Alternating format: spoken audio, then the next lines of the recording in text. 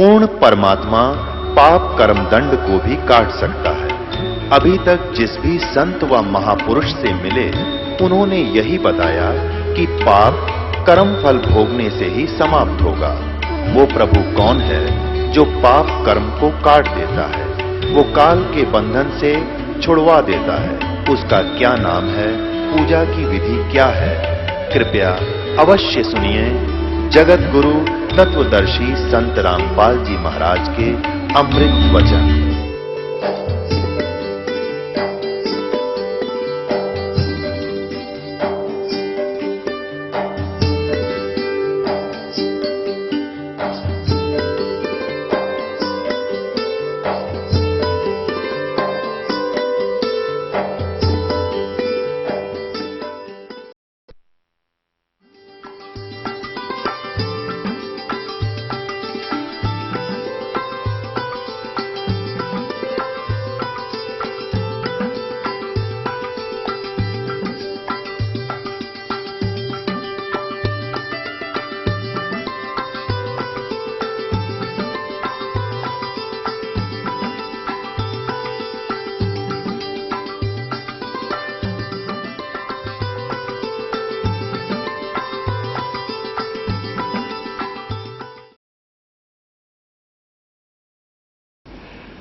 क्योंकि हिंदू मुसलमानों को अच्छा नहीं मानते थे कि ये मांस खाते हैं, इसलिए हमारी पूजा के निकट नहीं आनी चाहिए। परमात्मा को यह मालूम था कि ये बेदक जाएगा, जब मैं इसके गढ़ा निकट चला गया तो बात नहीं सुनेगा मेरा बच्चा। दूर बैठ के थोड़े से तो धर्मदास जी अपनी क्रिया कर रहा था, फिर बड़े ध्यान से भगवान सुन रहे थे, जैसे यूं महसूस हो सामने वाले को कि ये मुसलमान होकर भी और हमारे भगवानों की कथा सुन रहा है तो इसमें कोई आस्था है। तो धर्मदास जी ने ऊंचे ऊंची आवाज में गीता का पाठ करना शुरू कर दिया, और जैसा गुरुजी ने अनुवाद बता रखा था वो अनुवाद भी साथ सुनाने लग गया उस दिन, कि सामने वाले का कुछ असर हो जा, बाबा जी घूम रहा भगवान के लिए और इसकी बुद्धि ठिकाना आ जा। इस कारण से वो परमात्मा को सुनाने के लिए, धर्मदास बाबा जी को सुनाने के लिए ऊंची आवाज में बोलने लग गया। तो परमात्मा जिज्ञासा दिखाते हुए निकट आ गए, उससे 10-15 फुट की दूरी पर बैठ गए, और धर्मदास जी वो कथा अपने रोजाना जो नित्य नियम करता था वो कर ही रहा था। जब उसने अपने सारे जो भी उस दिन गीता का पाठ करना था उससे कहीं अधिक ही किया उसने, ताकि मैं सामने वाले को कुछ सुनाऊं, इसके असर हो जाए, इसका कल्याण हो। प्रत्येक व्यक्ति अपनी साधना को सत्य मान कर लगा हुआ है। यही श्रीमद् भगवत गीता अध्याय नंबर 4 के श्लोक नंबर 25 से लेकर और 30 तक यही कहा है कि अर्जुन, कोई तो स्वाध्याय करता है, ग्रंथों के पाठ करता है डेली, जैसे गीता का एक पाठ कर लिया, कोई वेदों का कोई अध्याय कर लेता है, और कोई अन्य कोई जप जी साहब करते हैं, और कोई योगासन ही करते हैं, और कोई श्वास उश्वास की प्रक्रिया करते हैं, कोई तीक्ष्ण अहिंसावादी व्रत करते हैं, जैसे मुंह पर पट्टी बांध के नंगे पैरों घूमना। तो इस तरह की जो क्रिया सब कर रहे हैं, अपनी क्रियाओं को वो सत्य मान रहे हैं, पाप नाशक जानते हैं, यानी सच्ची मानते हैं। लेकिन वास्तविक ज्ञान परमात्मा ही सुनाता है। चौथे अध्याय के 32वें श्लोक में कहा कि परमात्मा के मुख कमल से जो उच्चारण होती है वाणी, उस वाणी में विस्तार के साथ धार्मिक यज्ञों यानी धार्मिक अनुष्ठानों की जानकारी बताई गई है, और वो तत्वदर्शी संत ही उस ज्ञान को जानते हैं, उनसे पूछ लो। चौथे अध्याय के 34वें श्लोक में कहा। अब परमात्मा उसके निकट आ गए। जब उसने अपनी सारी क्रिया कर ली तो परमेश्वर कबीर जी ने कहा कि हे महाराज जी, ओए होए, अपने आत्माओं, परमात्मा हम तक पहुंचने के लिए उन्होंने कैसी क्रिया अपनानी पड़ती है। हाथ जोड़कर भगवान एक अज्ञानी बनकर जिज्ञासु बन गए। हम 2 कौड़ी के जीव हमारे को, धर्मदास जी को, और क्या कहता है, महात्मा जी मैं तो बहुत जगह भ्रम लिया, भटक लिया, और मुझे आज तक भक्ति का कोई मार्ग सही मिला नहीं। मैंने अपने धर्म की साधनाएं भी बहुत कर ली, क्योंकि मुसलमान साधु की वेशभूषा में बैठे थे भगवान, और अन्य ऋषि महर्षियों से मैंने बहुत संपर्क साधा, लेकिन मेरी संतुष्टि नहीं हुई। आपका ज्ञान मुझे कुछ अच्छा लग रहा है, तो मुझे भी ज्ञान सुना दो, मेरा भी कल्याण हो महात्मा जी। अब धर्मदास जी बड़ा खुश हुआ, कहने लगे ठीक है, ज्ञान सुनाता हूं आपको। और फिर परमात्मा ने कहा कि मैंने आपका ज्ञान तो वैसे तकरीबन सुन लिया है, और ज्ञान बहुत अच्छा लगा मुझे, तो मुझे दीक्षा दे दो, मंत्र दे दो, मुझे शिष्य बना लो। तो धर्मदास जी ने कहा कि देखो जी, मैं शिष्य नहीं बना सकता, क्योंकि मेरे को अधिकार नहीं है दीक्षा देने का। मैं अपने पूज्य गुरुदेव जी से आपको दीक्षा दिला दूंगा। तो परमात्मा ने कहा भी ठीक है, मैं दीक्षा ले लूंगा, आपके गुरुजी के पास चल पड़ेंगे, लेकिन उससे पहले मैं कुछ शंकाओं का समाधान लाता हूं। कृपा वो मेरा समाधान आप करिएगा, तभी तो मेरी इच्छा बनेगी, ताकि मेरा संतुष्टि होगी। तो धर्मदास जी ने कहा कि बोलो जी, आपकी क्या शंका है। तो परमात्मा ने प्रार्थना की, आप किसकी भक्ति करते हो, आपका इष्ट कौन है। धर्मदास जी ने कहा कि मेरा इष्ट विष्णु जी है, मैं विष्णु जी को इष्ट मानकर पूजा करता हूं। मैं वैष्णव साधु से उपदेश ले रखा है, और मैं भी वैष्णव परंपरा से जुड़ा हुआ हूं, और मैं वैष्णव हूं, धर्मदास वैष्णव मेरा नाम है। तो परमात्मा ने कहा कि विष्णु जी की क्या पावर है, कितने समर्थ हैं कि ये सर्वशक्तिमान है, इनकी जन्म मृत्यु नहीं होती, ये पूर्ण परमात्मा है। अब परमात्मा ने कहा तो आप मंत्र कौन सा जाप करते हो, कि वो तो गुरुजी बताएंगे, वैसे हम बता भी देते हैं, लेकिन वो देंगे गुरुजी ही। हरे राम हरे कृष्ण राधे राधे श्याम मिलादे, ओम नमः शिवाय, ओम नमः भगवते वासुदेवाय, इस तरह सारे बता दिए उसने। लेकिन ये फायदा करेंगे जब आप हमारे गुरुजी से लोगे। परमात्मा ने कहा ये क्या पुस्तक आपकी, कि श्रीमद् भगवत गीता है ये। तो ये कैसी पुस्तक है कि ये हमारे लिए मान्य है, शिरोधार्य है, इसमें जो लिखा है बिल्कुल 100% सच्चाई है। तो परमात्मा ने कहा कि अभी आप पढ़ रहे थे, जिसमें आप स्वयं पढ़ रहे थे कि गीता ज्ञान देने वाला जो भगवान है आपका, क्योंकि आप विष्णु जी मान रहे हो, श्री कृष्ण मान रहे हो, ये तो कह रहा है कि अर्जुन तू सर्वभाव से उस परमेश्वर की शरण में जा, उसकी कृपा से तू परम शांति को और सनातन परम धाम को प्राप्त होगा। अभी आप पढ़ रहे थे, उसको कंठस्थ याद थे। कहां जी 18वें अध्याय के 62वें श्लोक में ऐसा लिखा है, सही लिखा है ये। तो वो भगवान कौन है जिसकी शरण में गीता ज्ञानदाता जाने को कह रहा है।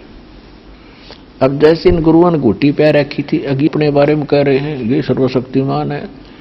कमाल की बात है, एक तरफ तो आप गीता जी को सत्य मानते हो, और गीता अध्याय नंबर 2 के श्लोक नंबर 12 में, गीता अध्याय नंबर 4 के श्लोक 5 और 9 में, गीता अध्याय नंबर 10 के श्लोक नंबर 2 में आप अभी पढ़ रहे थे। ये आपका भगवान कह रहा है गीता बोलने वाला कि मैं भी नासवान, अर्जुन तेरे भी जन्म बहुत होलिए, मेरे भी होलिए। वो परमात्मा तो अविनाशी कोई और है। उत्तम पुरुष तु अन्य परमात्मा इति उदाहरते, ये लोग धर्म आविष्य विवर्ती अवैश्वर है, 15वें अध्याय के 70वें श्लोक। तो वो परमात्मा का भेद बता दे मैंने, फिर मैं आपके गुरुजी का शिष्य बन जाऊंगा। शिष्य ने इतना कहाँ ज्ञान होता है, तो हर किसी ने ज्ञान नहीं था, इनके गुरुओं ने ज्ञान नहीं था। धर्मदास को चेले को कहां से होगा। तो अटपट करके उस बात को घुमा गया। फिर कहने लगा कि एकादशी का व्रत करते हैं हम, और हम जीव हिंसा नहीं करते। क्यों? थोड़ा सा खिन्न हो गया, दुखी हो गया कि ये तो तेरी बात काटने लग गया। अरे एक मुसलमान होकर के हमारे हिंदुओं की बातों को जो इतना छेड़छाड़ कर रहा है, और सारी साची बताओ परमात्मा अंदर से महसूस करे कि सच्ची बोल रहा है, पर अहंकार जो दुश्मन हमारा वो ना मानने दे। ये ऐसा ही बनता शुरुआत। तो कहने लगा हम एकादशी का व्रत करता हूं और कोई जीव हिंसा नहीं करते हम शूद्र को तो निकट भी नहीं आने देते, यानी अपनी लाग्या डिंग मारन बेमतलब की। परमात्मा बोले आप कहते हो हम जीव हिंसा नहीं करते। कहाँ जी? आप कहां से आए हो? कि मथुरा से आया हूं। कितनी दूर? ना, मैं बांधवगढ़ से आया हूं, बांधवगढ़ मध्य प्रदेश में। कितनी दूर है यहां से, मथुरा से? कि लगभग 250 कोस होगा। 250 कोस मीन 750-800 किलोमीटर। तो वहां से किस वस्तु में आए हो आप? कोई घोड़ा गाड़ी लाए हो कि नहीं? पैदल चल के आया हूं। तो परमात्मा ने कहा कि वहां से यहां तक आने में आपने जितने जीव मारे पैरों के नीचे, जूतों के नीचे, या नंगे पैरों भी आओ तो भी मरेंगे। तो वो जीव जो हिंसा आपने की है कितने होंगे? गिनती है आपके पास? आप कहते हो मैं जीव हिंसा नहीं करता, और आप इस तालाब में नहा के आए हो, इस जोड़ में जिसमें कृष्ण जी नहाया करते थे, और ये लोटे में आप जल ले रहे हो, उसी में से लाए थे। कहाँ जी? पवित्र जल मान के। इसमें देखना कितने जीव हैं। उसने देखा उसमें जीव, क्योंकि वो लिया था लीपण खातिर, वो बगैर छाना हुआ ले रहा था कि देख, अरे इसमें तू नहा का आया है, और नहाते समय आपने ऐसे रगड़ रगड़ के कितना का कसूमर काट दिया, और तुम कहता मैं जीव हिंसा नहीं करता। तीर्थ पे नहाने का या ओम हरे राम हरे कृष्ण गुण गाने का इस गीता में कहीं वर्णन है? अब चुप हो गया धर्मदास, पसीने आगे। फिर जब गीता जी को सिरोधार्य मानते हो और इसमें ये मंत्र नहीं आप जाप कर रहे हो, क्या तो कोई है ये? धर्मदास जी एक किसान था, उसको वृद्ध अवस्था में पुत्र प्राप्त हुआ। उसने सोचा जब तक बच्चा युवा होगा तब तक हो सकता है मेरी मृत्यु हो जाए, और इसको किसानी का ज्ञान न रहने से ये अपना नुकसान उठाएगा। इसलिए उसने अपना अनुभव एक पुस्तक में लिख दिया कि ये फसल इस टाइम बीजनी चाहिए, इसमें 1 एकड़ में इतना बीज डालना चाहिए, इसमें प्रथम वाटरिंग, इसमें सेकंड वाटरिंग, दूसरी ऐसे डालना चाहिए, पानी सिंचाई। तो सारा कुछ लिख कर रख दिया। और पिता की मृत्यु होगी, और वो पुत्र प्रतिदिन पिता की आज्ञा अनुसार, के पिताजी ने कहा था बेटा ये मेरा अनुभव है, जब तू किसानी करने योग्य हो तो इसका डेली पाठ करिए। डेली पाठ का अर्थ होता है रिमेंबर करना, याद रखना कि क्या लिखा है इसमें, हमने क्या करना चाहिए। और वो किसान का पुत्र डेली उठता है, पिताजी की उस बही को उठा लेता है, पैड को, डायरी को जिसमें अनुभव लिखा, और रोजाना एक पृष्ठ पढ़ लेता है और करता उसके विपरीत। गेहूं बोने के समय तो वो बाजरा बोए, और बाजरे के समय वो गेहूं बो रहा हो, या गेहूं के स्थान पर कुछ और ही बबूल का बीज बो रखा हो और उसको पढ़ रहा अलग से, तो क्या वो किसान धनी हो जाएगा? अगना जी नानों को कैसे होगा? वो तो जो पिताजी लग गया वो करना चाहिए उसने। भोले ने सेठ जी कहने लगा। तो परमात्मा बोले आपके भगवान ने गीता में क्या लिखा है, ऐसा करो ऐसा ना करो।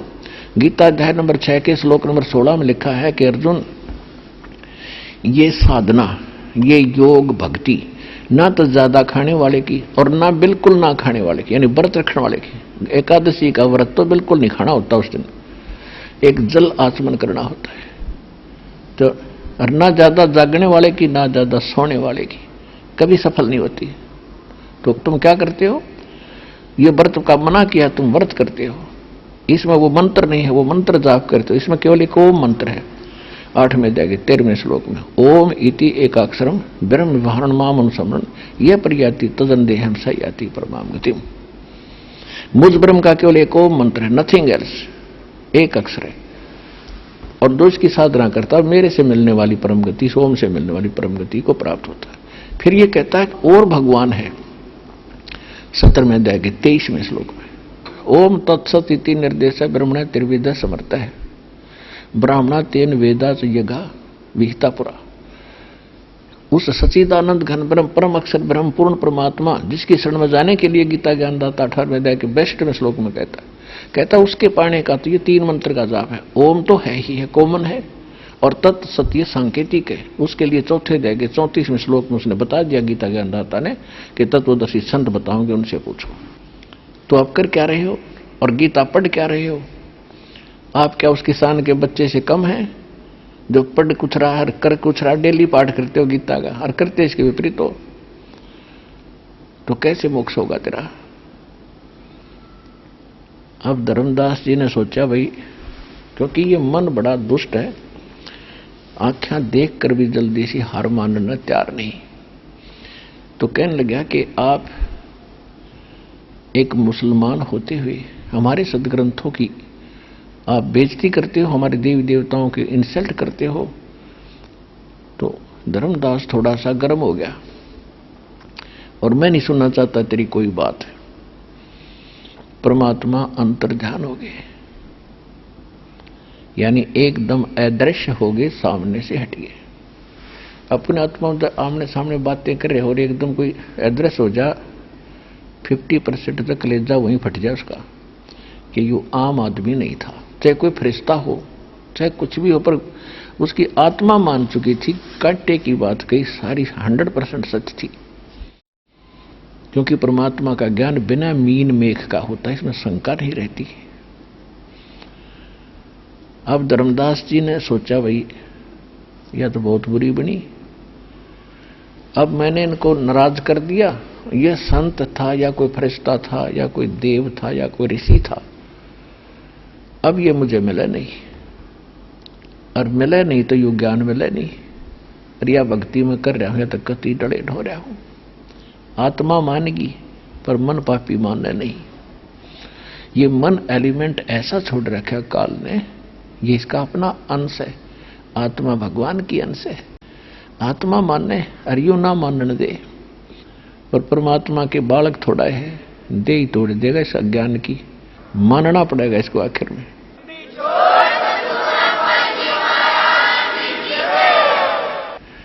अब क्या हुआ, शाम के समय सो गया, सोवा कड़ा सारी रात जाग गया, करवट बदलता रहा।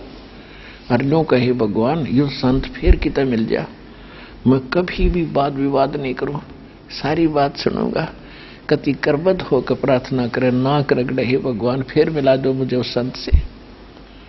अब जो भक्ति रोज करा करता तो भूल भाल गया, वो अच्छी नहीं लगी उसने। गीता में क्या लिखा है, तू कर क्या रहा है, और परम संत बिना ये मार्ग मिले नहीं। पूरा संत अधिकारी हो नाम दे, ओम तो भी जाप ना बने। इससे आगे और मंत्र है 3 है, 2 सांकेतिक है, और वो तत्वदर्शी संत बताओगे तेरा भगवान कह ही रहा है। गीता चौथे अध्याय के 34वें श्लोक, भगवान ने ये बता दी थी उसको। तो धर्मदास जी ने सोचा भैया अभी बात बिगड़ गई। आज तक हमने 2 मंत्रों के बारे में बताया कोई ना, हम तो इस यू भी ना बताया को ओम नाम जाप करना और करना ही नहीं। और ये सुनकर मैं नासवान हूं, मेरी तेरे भोजन बोलिए, वो तो सारी बात उसके घोट रखी थी, डेली पढ़ने में याद भी थी उसको, तो बहुत आसानी से उसका यह बात गला उतर गई, लेकिन मन नहीं मानने था। अगले दिन क्या किया उसने, सुबह उठा, वक़्त से उठ के धर्मदास जी ने, अब भक्ति तो करनी नहीं थी, हमने सोची तो रोटी बना और इसने खा, और फिर कोई संत न खोजूंगा शायद, या कहीं बैठा पा जाता मैंने, या भक्ति तो हो नहीं सकती। तो उस दिन वक़्त से उठ कर पहले भोजन बनाया उसने। अब भोजन बनाने लगा तो जंगल से लकड़ी तोड़कर ला रखी थी, चूल्हा बना लिया और उसमें लकड़ी जगा दी। एक मोटी लकड़ी थी, बाकी छोटी लकड़ी लाकर आग जगा दी। अपना खाना बनाया, भोजन जैसे भी सब्जी बनाई, तो धीरे धीरे वो लकड़ी जो मोटी लकड़ी लंबी थी जलती जलती निकट आ गई चूल्हे के पास। तब तक सूर्य उदय भी होने वाला हो गया। अच्छी रोशनी सी होगी। तो उसने क्या देखा कि जो मोटी लकड़ी थी वो थोथी थी बीच तक, और कुछ थोड़ी थोड़ी गिल्ली भी थी, घनी गिल्ली नहीं थी। तो उसके पिछले हिस्से पर वो एक तरल पदार्थ सा उबला करे कच्ची लकड़ी में, जलती हुई लकड़ी में।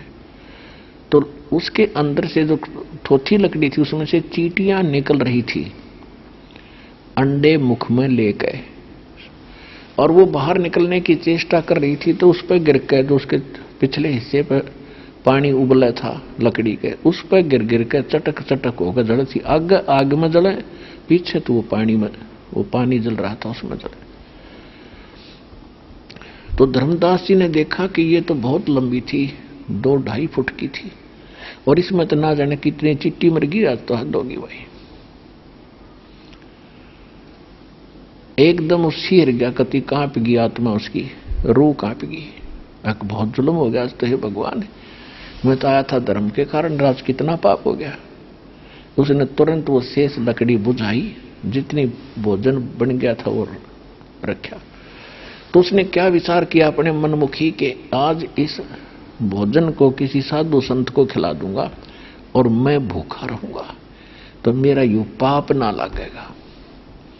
इस दृष्टिकोण से सारे भोजन को एक थाली में रख के ऊपर कपड़ा सुंदर डाल के संत की खोज में चल पड़ा। तो सामने परमात्मा बैठे, अन्य साधु का रूप बना के, जैसे हिंदू कौन से साधु होते हैं, लाल कपड़े पहन ले और इस तरह की वेशभूषा वाले को हम अपना हिंदू साधु मान्या करते। इस साधु के रूप में एक वृक्ष के नीचे बैठ गए। तो धर्मदास जी ने दूर से देखा कि वो बैठा महात्मा, वहां जाकर और थाली रख दी, महाराज जी भोजन खा लो। परमात्मा बोले ठीक है धर्मदास, रख दे भाई। उसने देखा कि तेरा नाम कैसे जानते हैं महात्मा जी, पहचान नहीं सके दाता को, ऐसा वेश बना लिया। तो उन्हें सोचा मैं भंडारा वगैरह करता रहता हूं, जगह जगह धर्म करता हूं, ये साधु संत आते रहते हैं, जानते होंगे। तो परमात्मा बोले रखते भाई धर्मदास जी, भूख लग रही है। अब परमात्मा कबीर साहब के पास एक करमंडल था लोटा पानी का, उसमें से जल लिया और कोई मंत्र सा बोला लोग दिखावा करके, और सारी रोटियों के ऊपर छींटे मार दिए, उस सब्जी पे भी और रोटियों पे।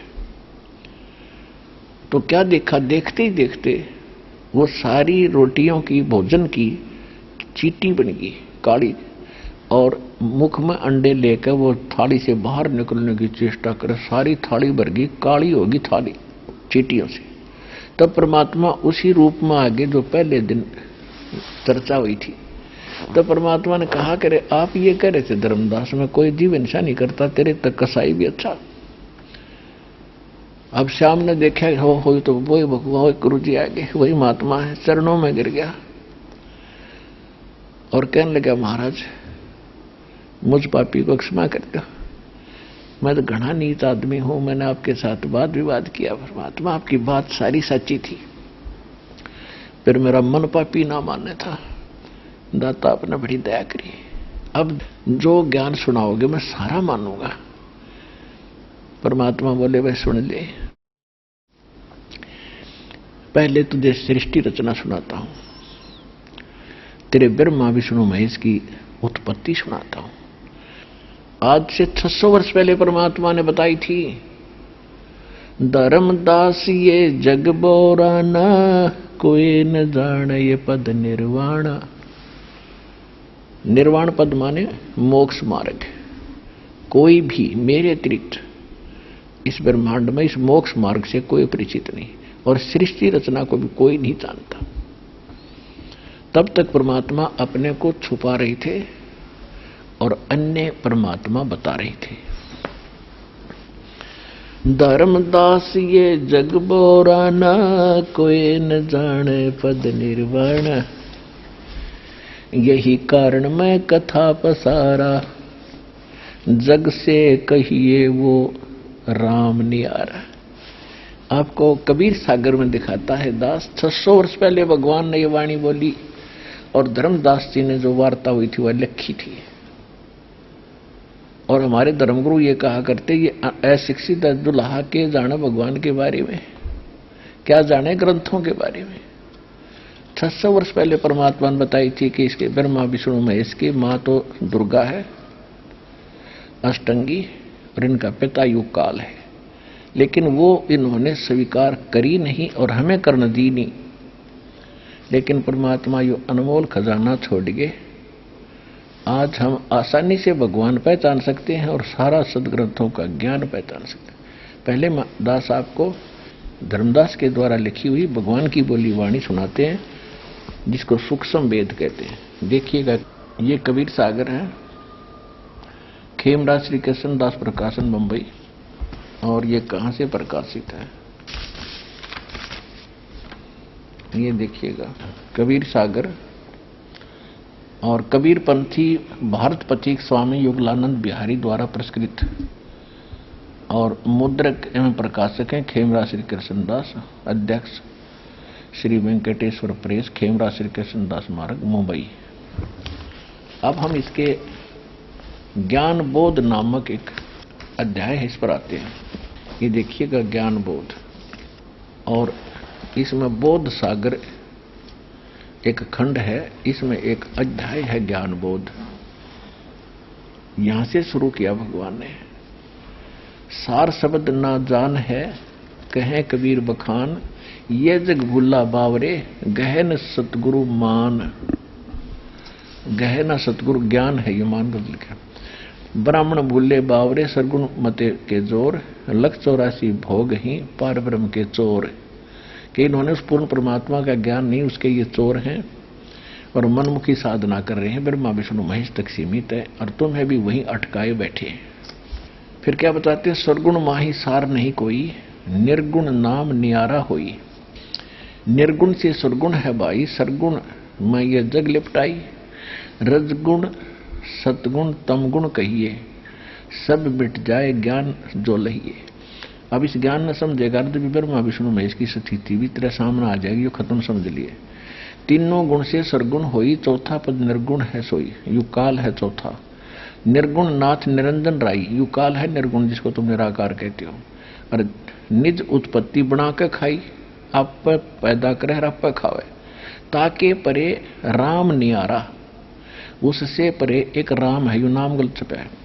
और सोसा है वह मूल अपारा, वो सब का मूल है और वो अपरंपार है, उसकी शक्ति बहुत गणी है। उन्हें ये जगत जो चौथा, उनसे ऊपर जो सबसे न्यारा है, उन्हें जगत न जानने भाई, और काल अंश राखे भरमाई। और काल के अंशों में ये सब भ्रम रहे हैं। यहां जाकर धर्मदास ये जग बोराना, कोई न जाने पद निर्वाणा।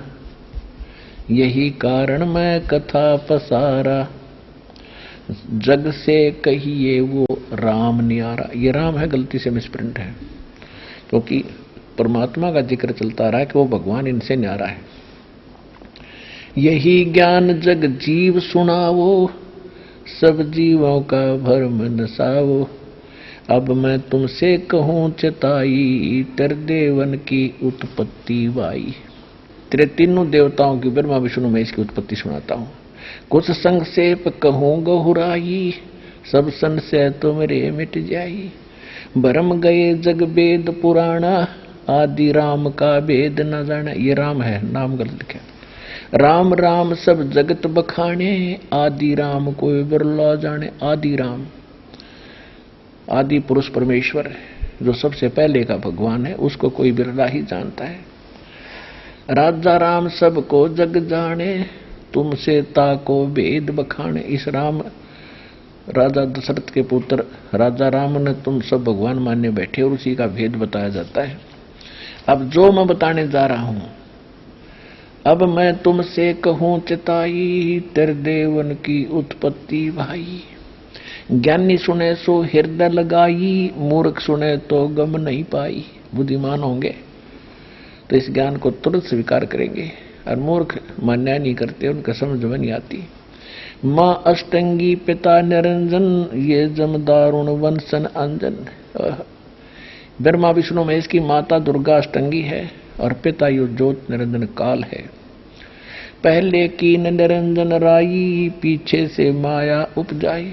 माया रूप देख अति शोभा, देव निरंजन तन मन लोभा। कामदेव धर्मराय सताए, देवी को तुरंत दरकाए। पेट से देवी करी पुकारी, हे साहिब मोए करो उबारी।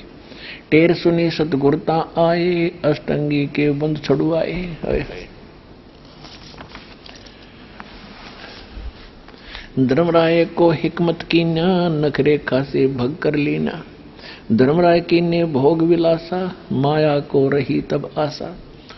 अब ये क्योंकि सृष्टि रचना में आपको बहुत बार बताया गया है कि पहले परमात्मा ने सृष्टि ऊपर के सब लोक रचे, सतलोक में अन्य रचना की, उसमें से काल को भी अंडे से उत्पन्न किया, फिर इसने तपस्या की, उसके बाद फिर परमात्मा ने हम सब की उत्पत्ति कर दी। तो इस प्रकार बता रहे हैं। फिर उसके बाद ये तपस्या कर रहा था, मत आसक्त हो गए, फिर हमें वहां से निकाल दिया गया हमारी गलती के कारण। तो यहां बता रहे हैं कि पहले हम उस पर आसक्त हो गए और फिर इस काल ने दुर्गा के साथ वहां दुर्व्यवहार किया। ये सृष्टि रचना में आपको सुनाएंगे, लेकिन अब पहले थोड़ी सी ये वाणी सुना दें, फिर मौखिक सुनाएंगे। तो यहां क्या बता रहे हैं, धर्मराय को हिकमत की ना, नखरेखा से भग कर लेना। ये विस्फोट है। धर्मराय की धर्मराज काल को कहते हैं धर्मराय। इसने क्या कहा था भगवान से, परमात्मा से सतलोक में? इसने कहा था जी मुझे जीव दे दो।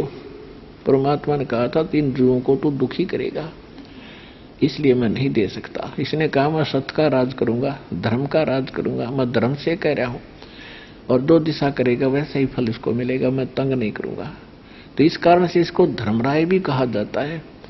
लेकिन यो स अन्यायी कति 1 नंबर का, क्योंकि यहाँ जो नाम इसका पक रहा है, क्योंकि हमने अध्यात्म मार्ग कंप्लीट नहीं ज्ञान, परमात्मा को कंप्लीट ज्ञान था, तो वो सारे शब्द प्रयोग किया करता है, क्योंकि आने वाले समय में इनकी जरूरत पड़ती है। अब दुर्गा ने और काल ने कहते हैं आपस में सृष्टि कर्म किया, पति पत्नी व्यवहार किया, उससे ये गर्भवती हुई, प्रेग्नेंट हुई, उसके विषय में जानकारी। धर्मराय की ने भोग विलासा, दुर्गा को रही तब आशा। माया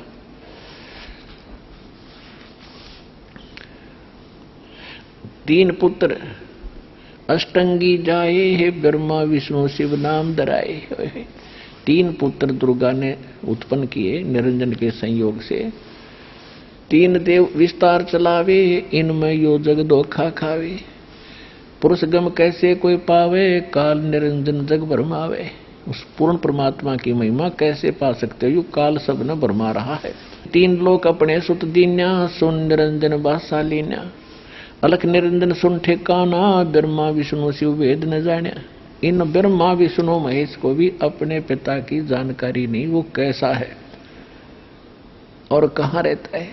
ये तो समर्थ आए, सबके पिता, सबके जनक, सारी सृष्टि के मालिक, जिसने सृष्टि रची, उसने आकर भेद दिया कि ये ब्रह्मा विष्णु महेश आज तक अपने पिता को खोज रहे, ब्रह्म को यो ना पाया ने। अंत में सब ने मान लिया कि निराकार है परमात्मा। और ये सारी कहानी इस प्रकार है। फिर 3 लोग अपने सुत दीना, सुन निरंजन बासा लीना। अलख निरंजन सुन ठेकाना, ब्रह्मा विष्णु शिव वेद न जान्या। 3 देव सो उसको ध्यावे, निरंजन का वह पार न पावे। ये काल का ध्यान लगाते हैं, उसको भी नहीं पाया उन्होंने। इसलिए विष्णु जी देवी पुराण में कहता है कि मैं वो तो मिला नहीं, दुर्गा की पूजा करने लग गया। हर दुर्गा जब भी प्रकट हो जाती है, सामने आ जाती है, बोल बेटा क्या मांगता है। बस ये छोटी मोटी रिद्धि सिद्धि पा के ये सारे पंसारी बन गए, हल्दी की गांठ से।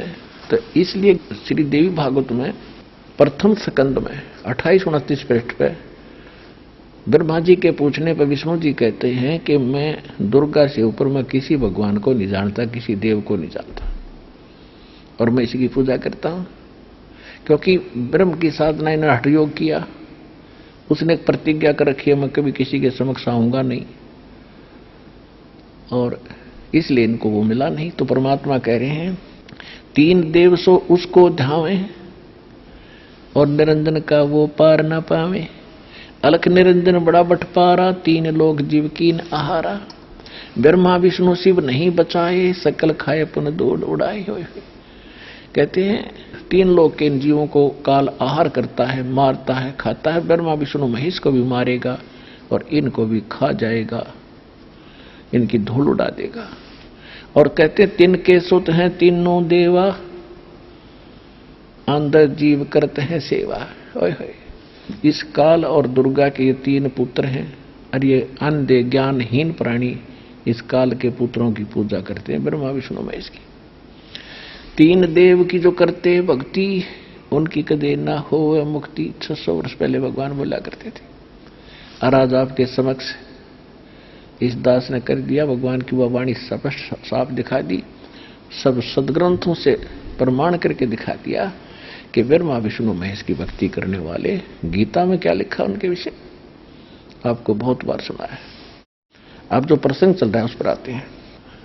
3 देव और असुर अवतारा, ताको बजो शुक्ल संसारा। इन ब्रह्मा विष्णु महेश को और इन्हीं के राम कृष्ण और ये परशुराम जैसे अवतारों को, इन्हीं की तुम साधना कर रहे हो। 3 देव और असुर अवतारा, ताको बजे सकल संसारा। तीनों गुण का ये विस्तारा, धर्मदास में कहूं पुकारा। गुण तीनों की भक्ति में ये भूल पड़ो संसारे। कहे कबीर निज नाम बिना भाई कैसे उतरो पारे। अब इसके अंदर आप जी ने परमात्मा की 600 वर्ष पहले बोली अमर वाणी, जो सच्चिदानंद घन ब्रह्म अपने मुख कमल से बोलता है, और धर्मदास जी साहब द्वारा लिखी गई लिपिबद्ध ये अमर कथा सुनी, क्योंकि परमात्मा अपने द्वारा रची हुई सृष्टि को स्वयं ही ठीक ठीक बताती है। तब धर्मदास जी ने कहा कि भगवान अब पूरी डिटेल बताओ दाता, ये कैसी कहानी बनी है। तब परमात्मा ने कथा सुनाई है कि सबसे पहले परमात्मा अकेले थे। अपने आत्मा, अब ये दास बताएगा वास्तविकता क्या है, क्योंकि धर्मदास जी को तो परमात्मा ने थोड़ा सा अपने को छुपा के रखा। अपने द्वारा रची हुई सृष्टि को भगवान न बता सके आज तक किसी ब्रह्मांड बेरा, न विष्णु, न किसी ऋषि में, ऋषि को पता नहीं था। तो परमात्मा जब बता रहे हैं, हमारी बुद्धि इतनी कहाँ काम कर रही थी कि इससे अलग भगवान कैसे हो सकता, जो सारी सृष्टि रचना बता रहा है। वो तो जब धर्मदास जी ने ऊपर जाकर देखा सतलोक में अन्य संतों की तरह, जब उसका अंधेरा हटा था कि सचमुच ये स्वयं परमात्मा है। उससे पहले दाता थोड़ा सा छुपा रहे थे ताकि ये सुन ले किसी तरह। अब दास बताएगा सृष्टि रचना। सबसे पहले परमात्मा अकेले थे, और उसके बाद परमात्मा ने एक अकेला लोक रचा, जिसको अनामी लोक भी कहते हैं। वहां पर अकेले भगवान रहते हैं। उसके बाद उन्होंने नीचे के 3 लोकों की रचना की। नीचे अगम लोक, उसके बाद फिर अलख लोक, और नीचे का सबसे नीचे सतलोक। ये चारों लोक अविनाशी हैं, इनका कभी अविनाश नहीं होगा। फिर परमात्मा ने अपने एक वचन से 16 द्वीपों की रचना कर दी। उसमें बहुत सुंदर बाग बगीचे, बहुत सुंदर महल बना दिए, और फिर 16 वचन उच्चारे। 16 वचनों से 16 पुत्रों की उत्पत्ति की। उनमें से एक अचिंत, एक ज्ञानी, एक जोगजीत, एक सहजदास, ऐसे 16 नाम। तो पहले परमात्मा ने अचिंत से कहा कि आप शेष सृष्टि रचो। यहां परमात्मा ये चाहते थे कि ये बच्चे कहीं बाद में फिर टांग ना अड़ा बैठे, और समर्थ का काम समर्थ ही कर सकता है, अन्य करेगा तो मूर्ख होगा। अचिंत ने अपने वचन से, क्योंकि मालिक का आदेश हो गया था तू रच, शब्द शक्ति तो भगवान की काम करे थी, तो उसने अपने वचन से इस अक्षर पुरुष की उत्पत्ति की। अक्षर पुरुष गीता अध्याय नंबर 15 के श्लोक 16 और 17 में 3 पुरुष हैं, एक सरपुरुष, एक अक्षर पुरुष, और तीसरा जो उत्तम पुरुषत्व है ये परम अक्षर पुरुष है, परम अक्षर ब्रह्म है। गीता अध्याय नंबर 8 के श्लोक नंबर 1 के उत्तर में गीता ज्ञानदाता ने अर्जुन को बताया कि तीसरे मंत्र में 8वें अध्याय के तीसरे श्लोक में कि परम अक्षर ब्रह्म है। तो ये 3 पुरुष हैं। परम अक्षर ब्रह्म तो स्वयं कबीर भगवान है, कबीर साहब हैं, सतपुरुष कहो, वही चारों लोकों में अन्य रूप बना करके सब में स्वयं विराजमान है। तो अक्षर पुरुष की उत्पत्ति अचिंत ने की, वो फिर बड़ा खुश हुआ। वहां एक मानसरोवर है, बहुत बड़ा, गहरे जल से भरा हुआ, अमृत से, तो उसमें जाके वो स्नान करने के लिए गया था अक्षर पुरुष, और उसके अंदर सो गया। वह श्वासों से जीवन नहीं है, वह श्वास नहीं है, एक तत्व से बना हुआ सबका शरीर है। उसमें जाकर सो गया, लेट गया। काफी समय तक बाहर नहीं आया तो अचिंत ने परमात्मा से कहा, परमात्मा अक्षर पुरुष जाकर सो गया सरोवर के अंदर, और उसके बिना आगे में सृष्टि रच नहीं सकता। तो परमात्मा ने कहा, बेटा तुम्हारे बस की बात नहीं है और आप आगे कोशिश भी ना करना। कान पकड़ दिए अचिंत ने, दाता हम बिल्कुल कुछ नहीं करेंगे, समर्थ का काम समर्थ ही कर सकता है। तो परमात्मा ने क्या किया, एक जल उठाया सरोवर से चलू में, अपने वचन से उसको अंडा बना दिया, और अपने ही वचन से अपने अंदर से एक आत्मा उसमें प्रवेश कर दी, शब्द से अंडा छोड़ दिया, बहुत बड़ा अंडा। वो गड़गड़ करता हुआ नीचे को जा रहा था। अक्षर पुरुष के पास से जब गुजरा तो उसकी गड़गड़ाहट से वो जाग गया, नींद खुल गई। अब कच्ची नींद कोई उठता है तो उसको थोड़ा सा गुस्सा होता है, उस गुस्से की दृष्टि से देखा उसने, वो कोप जो है अंडे में जा टकराया, अंडा 2 भाग हो गया। उसमें से ये ज्योत निरंजन सरपुरुष निकला। सरपुरुष आगे चल के युग काल का लाया, यह 21 ब्रह्मांड का स्वामी है। फिर परमात्मा ने आकाशवाणी की कि तुम दोनों बाहर आओ। अक्षर पुरुष तुम निद्रा में थे, तुझे जगाने के लिए सब क्रिया हमने की, अब तुम दोनों जाओ अचिंत के लोक में रहो। और उसके बाद फिर परमात्मा ने हम सभी को उत्पन्न किया और सबको अलग अलग द्वीप दे दिए, बहुत बड़े बड़े क्षेत्र आपके, हम सभी के वहां सतलोक में अलग अलग मकान, हीरे पन्ने जड़े हुए, सामने आपके सबके सामने अलग अलग बागबाड़ी है, सरोवर बने हुए हैं, सुंदर बाग है, प्रत्येक के महल के चारों तरफ इतनी सुंदर शोभा या वर्णन नहीं की जा सकती, हम बता भी नहीं सकते। और ये हमारे एक बुरी बीमारी है, जब हम सुखी हो जाते हैं हम भगवान को जरूर भूलते हैं। यहां देख लो, ये तो दया है परमात्मा की, आपको कष्ट आ गया, आपने भगवान की चाह पड़ गई। न ये अच्छे तारण के सोए हैं जिनके पास थोड़ा सा 2 पैसे हैं, कोई ठिकार है, छोटी पोस्ट है, कोई बिजनेस है, सारे दिन बकवाद करते हैं, अटपट करते हैं, क्योंकि पिछले पुण्य है उनके चल रही है और बैटरी पहले की चार्ज है। उनको भगवान से दूर कर रखा उस माया ने। ये सुख, इसलिए परमात्मा कहते हैं सुख के माथे पत्थर पड़ो, जो नाम हृदय ते जावे, और बलिहारी हुआ दुख के जो पल पल नाम रटावे। तो क्या हुआ, हमारे इतने ठाठ थे वहां पर, कोई सोच ही नहीं सकते। यहां तो कोई उसका कोई विकल्प भी नहीं बता सकते, उदाहरण भी नहीं दे सकते, इतना सुख वहां पर। तो क्या हुआ, इसके बाद इस ज्योत निरंजन के अंदर मन में दोष पैदा हुआ, इसके अंदर एक विकार पैदा हुआ कि हम 3 भाई तो एक महल में रह रहे हैं, द्वीप समझो हमारा तो एक हो गया 3वां का, और ये सारे सब एक एक में अपने परिवार सहित रह रहे हैं। तो इसने क्या सोचा कि मैं तप करूं, और तप से राज्य प्राप्त होता है। एक टांग पर खड़ा हो गया, तपस्या करने लगा। और हम क्यों मरे, इसके साथ में यहां कैसे फंस गए, हम इसकी खड़े को देखकर आसक्त हो गए जो इसके आसपास के क्षेत्र के थे, और अंदर से इसको चाहने लगे। अपने आत्माओं, हम खूब देखा करते। एक स्थान पर एक बाबा जी तपे खड़ा और दुनिया देखने जा, उसके लिए दूध के गिलास ले जा, बढ़िया रोटी दरकावे और सारे दिन उड़ो बैठे रहे मुंह बाएं। ओ खड़ा तपस्या कर हुआ बैठे, और हम ये आसक्त हो गए उसके ऊपर। देखो इतने समय से खड़ा है तो ओए होए होए, वो कमाल है।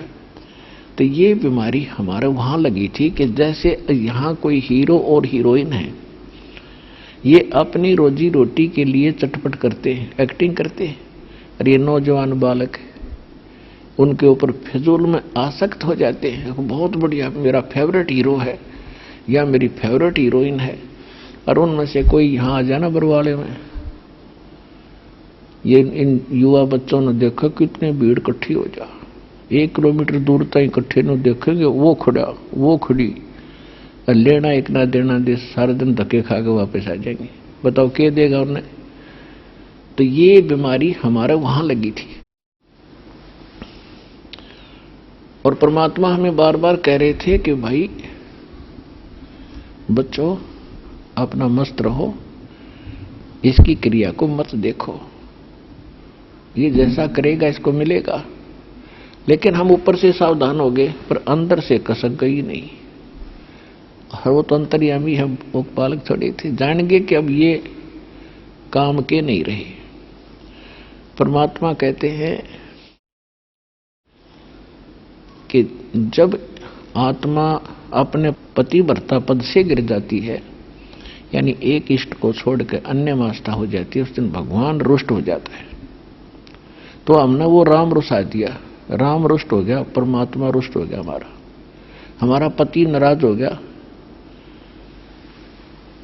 और हम अंदर से चाहे गए ऊपर से सावधान हो गए। जब सत्ययुग उसने तप कर लिया, जो परमात्मा ने पूछा कबीर परमेश्वर जी ने कि भाई ज्योत निरंजन क्या चाहता है तू? इसने कहा कि पिताजी मुझे ये स्थान थोड़ा है, अलग से राज्य दे दो। तो परमात्मा ने उसको 70 युग के बदले में 21 ब्रह्मांड दे दिए जिसमें हम रह रहे हैं। ये समझो कि कोई धनी पिता अपने पुत्र को 21 प्लाट दे देवे, ये पा के 21 प्लाट एक कोने में दे दिए लास्ट में, और बड़ा खुश हो रहा, कभी उसमें जा कभी उसमें जा कभी उसमें जा। जब सारे देख जाकर उन्होंने सोचा इसमें कुछ कंस्ट्रक्शन भी होनी चाहिए, इसने 70 युग तब फेर किया। परमात्मा ने पूछा भी क्या चाहता है बोल। इसने कहा पिताजी कुछ कंस्ट्रक्शन की सामग्री दे दो। परमात्मा ने इसको 5 तत्व और 3 गुण दे दिए, अगले बेटा खेल खिलौनों से। उसके बाद इसने सोचा भी इसमें कंस्ट्रक्शन भी कर लूंगा तो मैं अकेला करूंगा क्या, मेरे साथ कुछ आत्मा भी होनी चाहिए। इसने फिर तपस्या शुरू की। जब इसने 64 युग तक तप कर लिया तो परमात्मा ने टोक दिया कि भी जो मांगा था तेरे को दे दिया, अब तू क्यों जिद कर रहा है, क्या चाहता है? तब इसने कहा पिताजी मुझे कुछ आत्मा दे दो, मेरा अकेले का दिल न लगे। परमात्मा ने कहा भी देखो तेरे तप के बदले में राज दे सकता हूं, और प्लाट दे दूंगा तू जो मांगना चाहता है, 2-4 प्लाट 20-30 और ले ले तू, ब्रह्मांड है, पर यह आत्मा नहीं दे सकता, ये मेरा अंश है, तो इन्हें दुखी करेगा वहां पे। इसने कहा जी मैं प्रतिज्ञा करता हूं मैं धर्म का राज करूंगा, मैं इनको सताऊंगा नहीं। परमात्मा बोले नहीं, अगर ये कोई स्वेच्छा से जाना चाहोगे तो बेशक चली जाओ, नहीं मैं नहीं भेज सकता। ये हमारे पास आया और परमात्मा ने कहा तो पूछ ले जो जाना चाहता है, सहमति ले ले उनकी। तो ये हमारे पास आया, हम तो पहले चाहते थे, इसको देख कर चारों तरफ खड़े हो गए। इसने कहा कि मैंने पिताजी से ऐसे ऐसे 21 ब्रह्मांड प्राप्त किए हैं, आप मेरे साथ चलोगे? तो हमने ये कहा आपने जो हम यहाँ फंसे आ गए कि हम तैयार हैं चलने के लिए, यदि पिताजी आज्ञा देंगे तो हम चल पड़ेंगे। तो इसने परमात्मा से जाकर कहा कि पिताजी कुछ आत्माएं मेरे साथ चलने को तैयार हैं, आपकी आज्ञा चाहते हैं।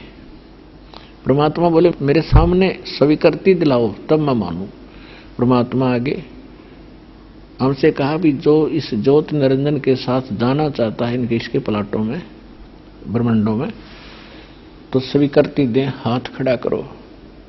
अब परमात्मा ने पहले हमें कह रखा था कि इसकी बकवादों को मत देखो, हम लज्जित हो गए, नीची गर्दन कर ली, सन्नाटा छा गया। तब परमात्मा ने कहा, अरे आप तो कह रहे थे ये ताना चाहते हैं, कोई बोलता ही नहीं, झूठ बोल रहा था तो उसी समय एक आत्मा खड़ा हुआ और खड़ा होकर कहने लगे, पिताजी मैं जाना चाहता हूं। अब वो खड़ा हुआ तो फिर हमने सोची भाई तो टूट गई शर्म सी, तो हम भी खड़े हो जाओ। या हमने दोनों हाथ खड़े कर दिए, सारे ने खड़े हो गए, हम भी जाओ, जोड़ा तू देखो उड़ो तू हाथ खड़े। परमात्मा बोले ठीक है, ज्योति निरंजन तू जा अपने ब्रह्मांडों में और मैं इनको अपने हिसाब से भेजूंगा, ऐसे नहीं। तो वो चला गया। जिस आत्मा ने सबसे पहले स्वीकृति दी थी ना इस कुएं में गिरने की, उसको परमात्मा ने एक सुंदर लड़की बना दिया, युवा लड़की, जो प्रकृति दुर्गा अष्टंगी कहलाई। और हम सभी को सूक्ष्म रूप बनाकर बीज रूप में और इसके शरीर में प्रवेश कर दिया, दुर्गा के शरीर में। अपने आत्माओं, अगर हम पहले ये ज्ञान सुनाते, भगवान सुनाया करते थे, किसी गले नहीं उतरी। अब आप देखोगे, अब तो साइंटिस्ट हो गए हम सारे, क्योंकि तकलीफ बीमार सब होने लग गए। इनमें एक एक ग्राम खून में और कितने जीवाणु होते, कई करोड़ कई लाख। ये तो एक टाइप के, और दूसरे लाल कण अलग, इतने होने चाहिए, इतने कम हो गए, इतने होने चाहिए, जीवाणु कीटाणु कम है इसमें, ये भी तो है। इसी प्रकार परमात्मा ने उस लड़की की बॉडी में अपने वचन से सब आत्मा, हम जितनी यहाँ पर गधे कुत्ते सुअर जो भी मच्छर मक्खी सूक्ष्म जीव बने, सारे डाल दिए। और उससे कहा, बेटा मैंने तुझे वचन सब शक्ति दे दी है, इस वचन से तू जितने भी जीव वो कहेगा ज्योति निरंजन, तू वचन से पैदा कर देना और उतने हो जाएंगे। अब उन जो प्रथम सबसे पहले 16 पुत्र उत्पन्न किए थे, उनमें से एक सहजदास है। सहजदास से कहा कि जा बेटा अपनी बहन को ज्योति निरंजन के उसमें छोड़या और उसको बता देना कि मैंने इस बेटी को वचन शक्ति दे दी है, जितने जीव तू कहेगा उत्पन्न कर देगी। वो लेकर चला गया, सब कुछ उसको बताकर छोड़कर लड़की को आ गया। अब यहां से ये बात बिगड़ी, अपने आत्माओं यथा राजा तथा प्रजा, यो मन जो है स्वयं काल है। और वहां इसने अकेली उस युवा लड़की को देख करके, युवती को, इसके मन में विकार पैदा हुआ। लड़की के साथ इसने बदतमीजी करना चाहा। लड़की समझ गई इसकी बदमाशी को कि ये क्या चाहता है, तो उसने इससे कहा कि ज्योति निरंजन देख, पहले तू मेरा बड़ा भाई और फिर मैं तेरी छोटी बहन, तो ये क्रिया अच्छी नहीं लगती है।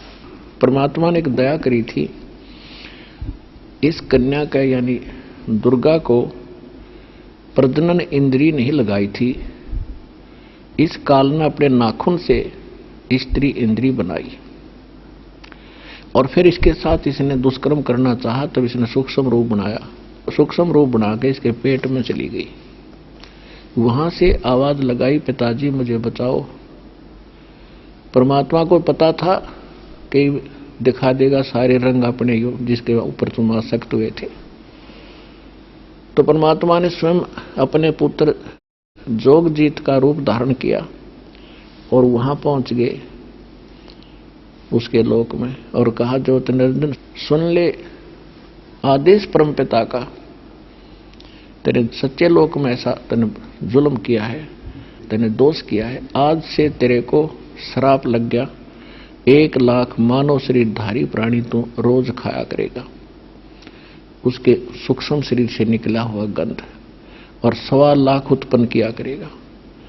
लड़की को उसके पेट से बाहर निकाल दिया परमात्मा ने, अपने वचन से चाक करके बाहर निकाल दिया लड़की को और कहा कि अब तुम दोनों यहां से निकल जाओ, आज के बाद तेरा नाम काल होगा और निकल जाए यहां से। लड़की को बाहर कर निकाल दिया उसके पेट से और इन दोनों को 21 ब्रह्मांड समेत इसका विमान सा चल पड़ा वहां से। तो 16 शंख कोश की दूरी पर, सतलोक से 16 शंख कोश की दूरी पर आके ये 21 ब्रह्मांड रुक गए। अब इसने देखा कि मुझे जो सजा मिलनी थी मिल गई, सतलोक से निकाल दिया। अब मैं यहां का कंट्रोलर हूं अकेला, अब मेरे ऊपर किसी का अंकुश नहीं, मनमानी करूंगा। दुर्गा के साथ इसने फिर से बकवाद शुरू की। लड़की ने बहुत प्रार्थना की कि देखो, पहले तू मेरा बड़ा भाई, मैं तेरी छोटी बहन, पहले आपकी उत्पत्ति हुई, उसके बाद हमारी उत्पत्ति हुई। परमात्मा ने भी अभी वाणी में आपने सुना था, पहले कीन निरंजन राई और पीछे से दुर्गा उपजाई।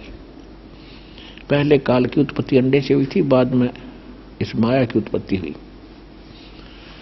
फिर इसने कहा कि दूसरे में तेरे पेट से बाहर निकली हूं, तेरी पुत्री होगी, कुछ तो शर्म कर ले, कोई तो नाता रख ले।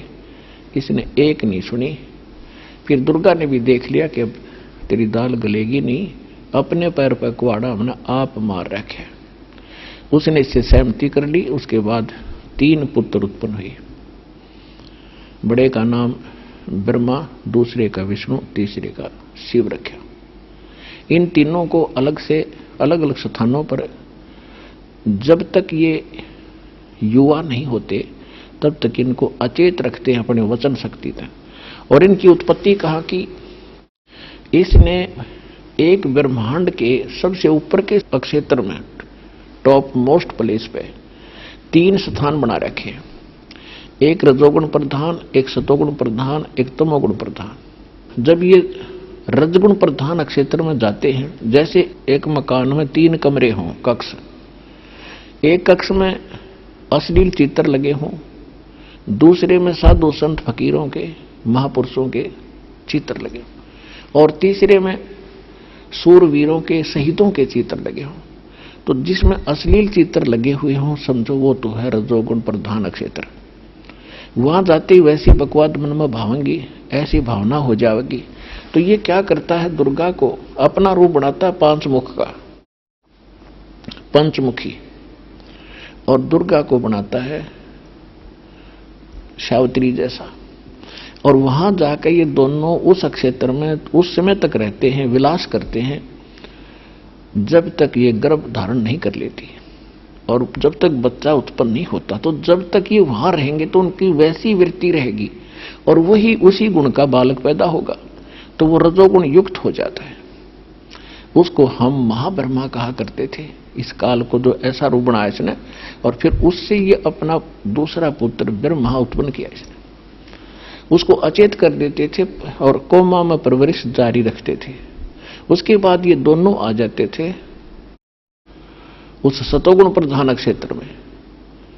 तो वहां जब ये दोनों रहते हैं, इनसे जो बच्चा उत्पन्न होता है वो ऑटोमेटिकली सतोगुण युक्त हो जाता है।